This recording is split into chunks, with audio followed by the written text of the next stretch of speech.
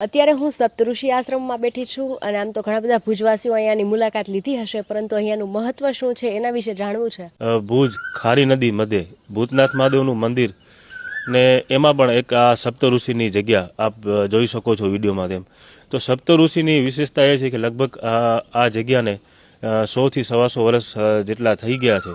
અને આપણા હિન્દુ સનાતન ધર્મમાં આપણે એવું કહી શકાય કે આપણે દરેક લોકો કોઈ પણ ઋષિના સંતાન છીએ, એટલે કે આપણા દરેકના ગોત્ર હોય છે.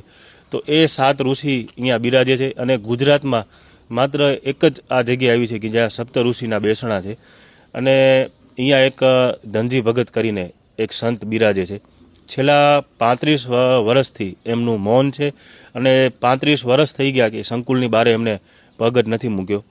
કોરોના સમયમાં ગ્રીનિશ બુક વર્લ્ડ રેકોર્ડની ટીમ અહીંયા આવેલી અને એમને એવું જણાવ્યું કે આખા વિશ્વમાં ધનજી ભગત એક એવા સંત છે કે જેમનો